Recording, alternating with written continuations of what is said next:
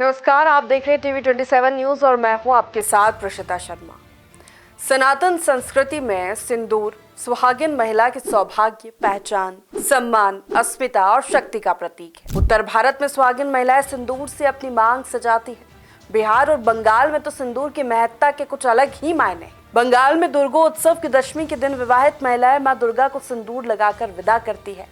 इसके बाद वे एक दूसरे को सिंदूर लगाकर उनके सुहाग की लंबी उम्र की कामना करती है। इसे सिंदूर खेला कहा जाता है। ऐसे में ऑपरेशन सिंदूर के बाद प्रधानमंत्री नरेंद्र मोदी पहली बार एक बड़े महिला सम्मेलन को संबोधित करने जा रहे हैं, जिसके कई निहितार्थ हैं। इसे कई लोग बिहार और बंगाल की राजनीति से जोड़कर देख रहे हैं, तो कई राजनीतिक विश्लेषक महिलाओं की भागीदारी बढ़ाने की कवायद करार दे रहे हैं। आज इन्हीं तमाम विषयों को समझने की कोशिश करेंगे इस कार्यक्रम के माध्यम से। स्वागत है आपका, मैं हूं आपके साथ प्रशिता शर्मा।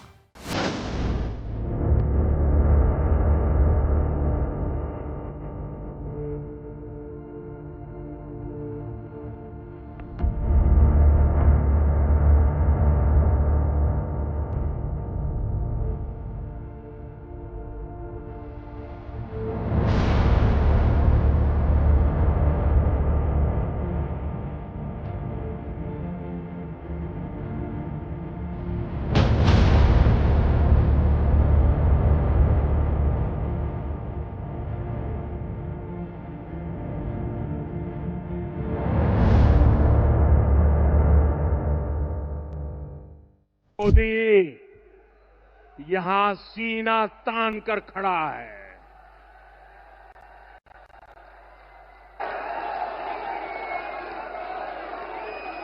मोदी का दिमाग ठंडा है, ठंडा रहता है, लेकिन मोदी का लहू गर्म होता है।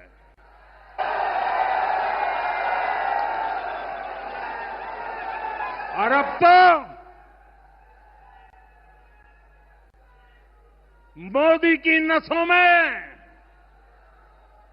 लहू नहीं, गरम सिंदूर बह रहा है।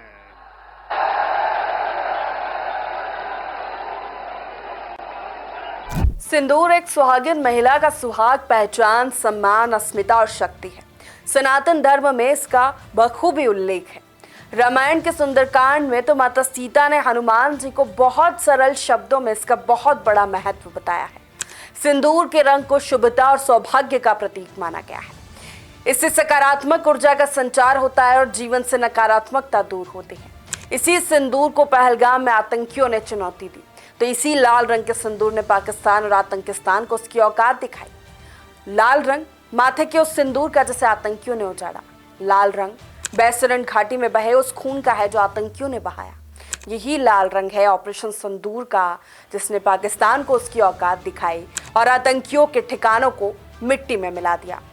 लाल रंग दुर्गा मां के सिंदूर का है, हनुमान जी के चोले का है, तो माथे पर सजने वाले हर उस तिलक का जो गर्व कर रहा है हमारे देश के शौर्य और सलाम करता है देश की सैन्य शक्तियों को।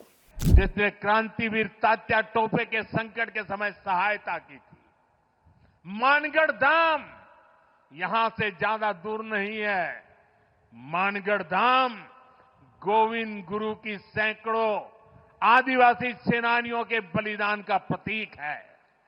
यानी ये क्षेत्र मां भारती की मानवता की रक्षा के लिए हमारे तप और त्याग को दर्शाता है।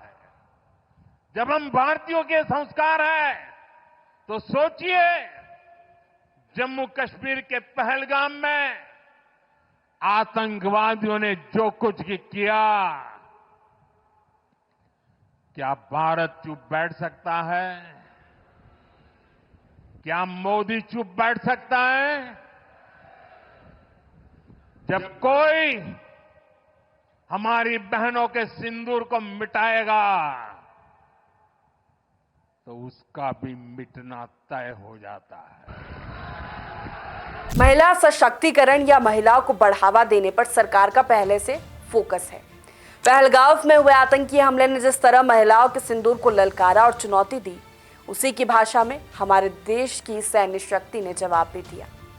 पहले ऑपरेशन का नाम सिंदूर और फिर कर्नल सोफिया कुरैशी और विंग कमांडर व्योमिका सिंह की प्रेस कॉन्फ्रेंस ने दुनिया और खासकर पाकिस्तान को उसकी औकात दिखा दी और साफ कर दिया कि आतंक के सरपरस्त हो तुम्हारा अंजाम यही होगा।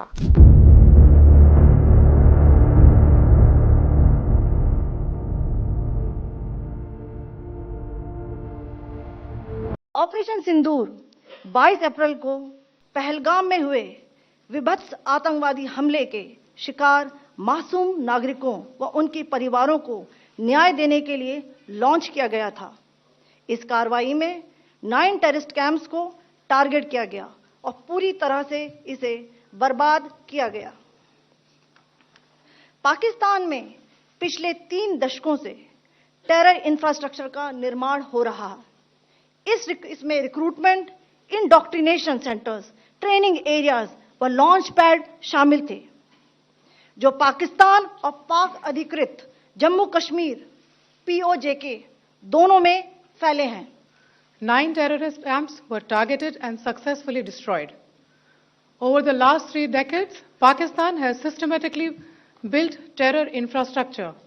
It is a complex web of recruitment and indoctrination centers, training areas for initial and refresher courses, and launch pads for handlers. These camps are located both in Pakistan as well as Pakistan-occupied Jammu and Kashmir areas. Some of the well-known training camps are located, as you can see on the screen.